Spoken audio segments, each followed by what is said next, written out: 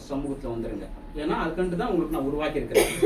அப்போ அந்த ஒரு நாள் மட்டும் நாங்கள் என்ன பண்ணணும், நம்ம சொந்த வேலைகளை நம்ம செய்யக்கூடாது. ஆண்டவருக்கு என்று அந்த ஒரு நாள் மட்டும் விட்டுடலாம்.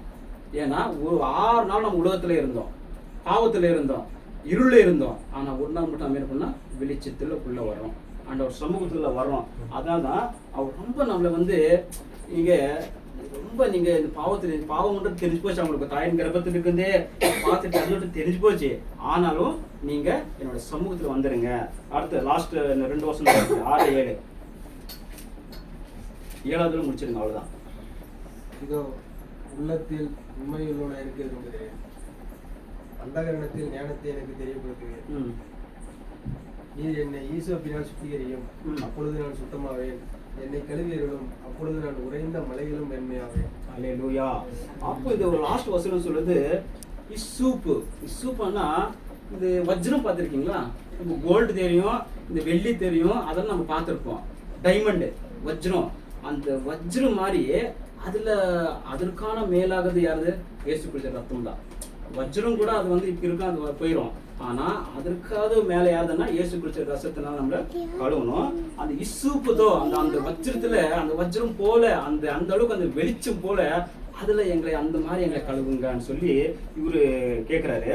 ఇస్సుపుతో నా పాపము పరిహరింపుము, హిమము కంటే నేను తెల్లగా ఉండినట్లు నీవు నన్ను கடுகுமோ. ஹிமமு ஆனா அதுக்கான நல்லா இருக்கிற மாதிரி எங்களையே உங்களுடைய ரத்தத்தினால எங்களை கழுவி எங்களை சுத்திகரிங்க அப்படின்னு சொல்லும்போது இந்த லாஸ்ட் வசனம் சொல்லுது, 10வது வசனம் சொல்லுது. 10வது தேவனே 10வது சொல்லுங்க. தேவனே சுத்த இருதயத்தை நிலை சிருஷ்டியும், நிலைவரமான ஆவியை என் உள்ளத்திலே புதுப்பியும். உமது சமூகத்தை விட்டு என்னை தள்ளாமலும் பரிசுத்த ஆவியை என்னிடத்திலிருந்து எடுத்துக்கொள்ளாமலும் இருக்கும். சரி, போதும். லாஸ்ட் முடிச்சிடலாம். இந்த 10வது தான் நமக்கு லாஸ்ட். 10, 11.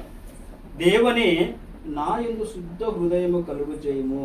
தேவனே என்னிடத்தில் சுத்தமான இருதயமும் எங்களை உண்டாக்குங்க. நம்ம எப்படி இருக்கணுமாமா? ஒரு சுத்தமான இருதயம் இருக்கிற மாதிரி எங்களை வந்து உருவாக்குங்க. నా అంతరంగంలో స్థిరమైన మనస్సును నూతనముగా పుట్టింపుము.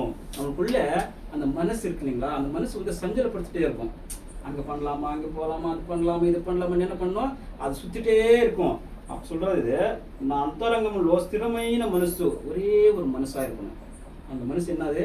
ஆண்டவரும் நான் தான். எங்களுக்குள்ள வேற என்ன இல்லை, எந்த ஒரு விஷயம் நமக்குள்ள இருக்கக்கூடாது, அவரும் நாம் தான் இருக்கணும். நான் அந்தரங்கம்లో స్థిరమైన మనసును నూతనముగా పుట్టింపుము. నూతనம்னா புதிதாக எங்களை உருவாக்கும் சொல்லியிருக்கிறது. அந்த 11 சொல்லுது, நீ சந்நிதியில నుండి నన్ను த்ரோசி வெளியிருக்குமோ. ఈ சந்நிதி என்ன? ஆண்டவருடைய சமூகம். சமூகத்தை விட்டு நம்ம வெளியே போனோம் எப்படி இருக்கும்? அவ்வளோதான், நம்மளுடைய வேலை முடிஞ்சு. அவருடைய சமூகத்தில் இருந்தால் மட்டும்தான் நம்ம வாழ முடியும். அவர் சமூகத்தை விட்டு நம்ம வெளியே வந்துட்டோம், கண்ட பிசாசு என்ன பண்ணுவான்? நம்ம மேல போராடுவான். நீ பரிசுத்தாத்மனு నా యొద్ద నుండి తీసివేయకుము. நமக்குள்ள யார் இருக்காங்க?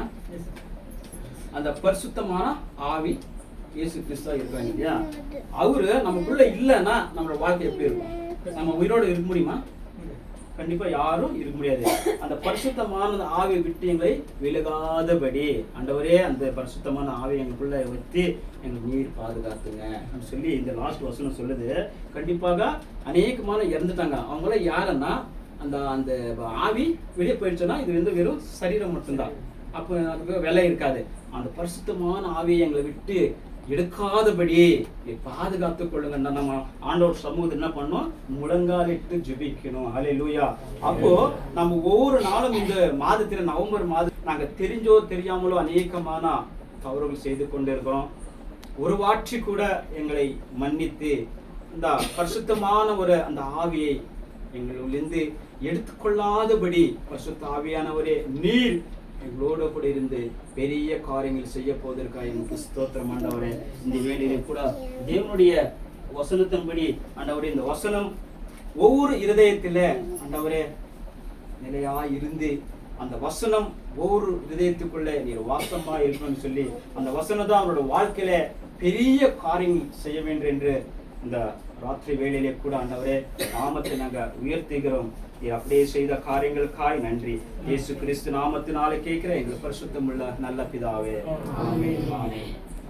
உம்மை நான் பார்க்கணும்.